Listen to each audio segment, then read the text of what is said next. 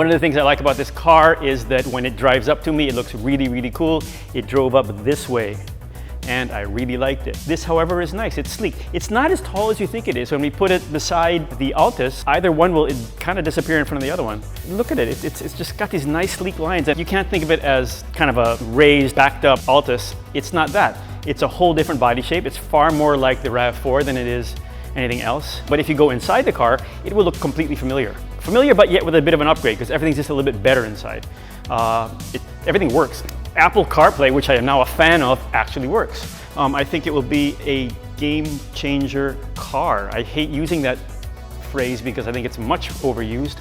But if this is the type of vehicle you want for the modern world, it's just so refreshing to be quiet. As a hybrid, this brings you another level of luxury.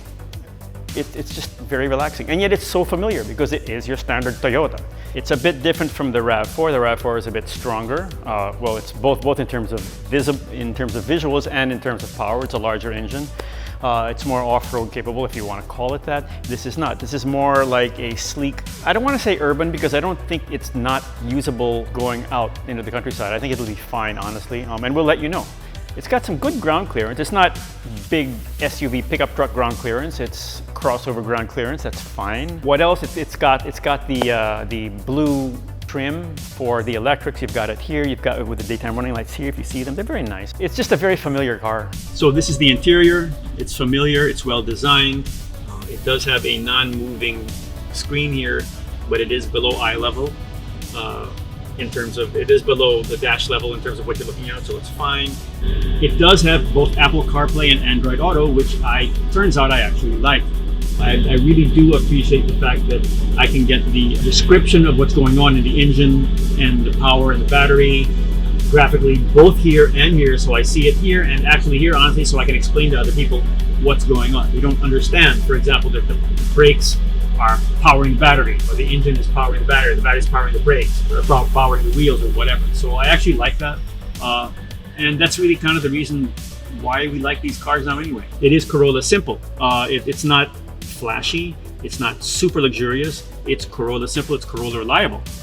The instrument cluster is actually very well matched, which is not always the case, especially because this is a combination of analog and digital. A lot of people don't get that right. Toyota got it right. The colors match, everything works. I had to take a close look to see that this part of it was analog. So basically I plugged it in, it's connected. There, it says Apple CarPlay there. Press that, see what happens. I've already set it up, by the way. We set it up already, so now it's great. And I've already found the way I like it, which is I get Waze here, I get music here. What I like up here is there's a sign that says food and drinks, and if you push it, it actually tells us where to go for food nearby. It's smoothly bolstered, gives you some support, but it's not tight. It is leather on this model. Clearly it will be a long-serving interior. What we haven't talked about is how does the car drive, and we will tell you that tomorrow. So off we go in the Corolla Cross. Okay, this is fun. This is more fun than I expected. This is a new Toyota Corolla Cross. It is a hybrid using a 1.8 liter engine combined with a hybrid motor. It is available with and without that hybrid motor. We like it with it. It handles quite nicely. The thing we like a lot is that we've had to have this car on and running for quite a while. It doesn't skew automatically to go to the internal combustion engine. So it actually stays in battery mode for a very long time, which is extremely relaxing when you're sitting in traffic or waiting. You don't have the noise, you don't have anything else. We are on a test track, by the way, so you're going to hear rumbles and you're going to hear bumps. Went over a really thick chunk, and now we're doing this. We're doing 5 kilometers an hour. So what it tells you is, yes, we're getting the shaking now, but you're not going to avoid that because this is a real honest test track. We've got basically cables we're going over, and it's you can hear me now, but it's a little bit bouncy, but it's actually not transmitting that much. It's to be expected, so it's good and solid and stable. The engine is powering the system. Engine being the internal combustion, with the motor being the battery. So that's how we'll define it. So now, we're not going over the rough roads of the test track.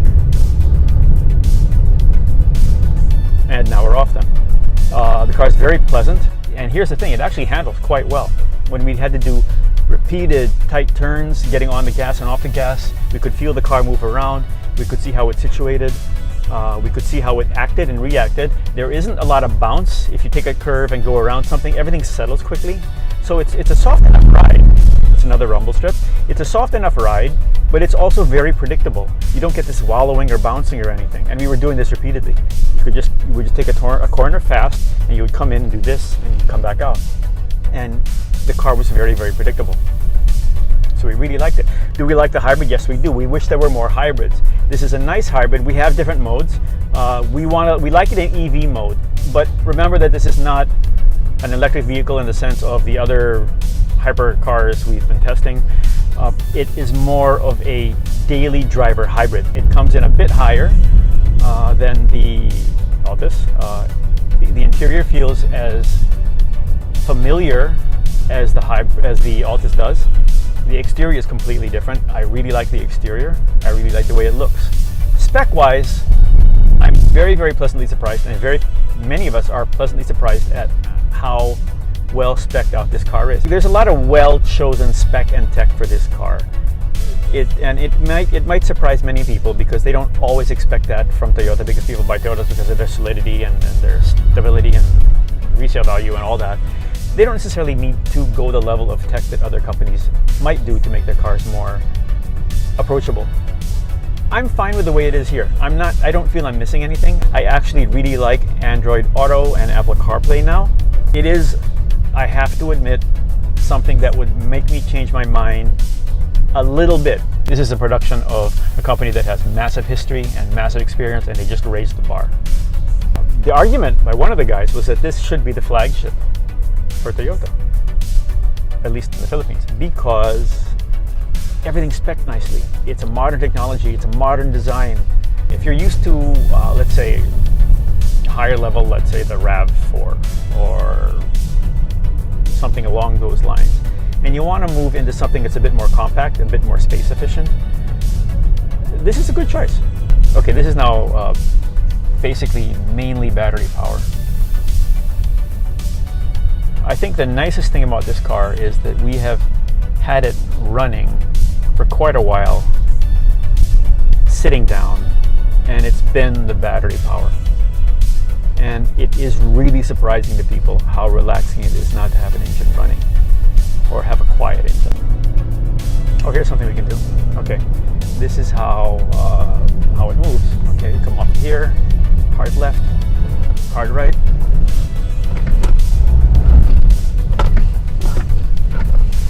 Okay, what's happening is that it's not, I don't know if you can see it or not, but you're not getting this kind of a move and wallow. It goes and it's stable, then it goes and it's stable immediately. It becomes very stable very quickly. So you're not going to have this bouncing back where all of a sudden you're correcting here, then you're correcting there. Everything's very solid. What is the wrap-up of this car? We like it very much. We liked it when it drove up to us because it looked really, really, really nice. We like the fact that it idles because it's not idling, it's just sitting with the motor with the air conditioning on and the electric power going. It's nice and relaxed. People think too often, and that's probably our fault, they think too often that hybrids are hard to use. They're not. Hybrids are extremely easy to use. They're a non-issue in terms of using them. It makes no difference to your life in terms of any kind of additional requirement. It's not like that. It actually just makes it quieter. It makes it more efficient if you choose to be that way. It's a great seamless transition from full internal combustion on the way towards electric. That's what you forget. Pleasant is good. Nice is good. Everything doesn't have to be stellar all the time. Who's this for? It's for the guy who's thinking about the future. He wants the space at the back. He wants the comfort. He wants the reliability of the brand, the stability of the brand. So he knows he's not taking any chances.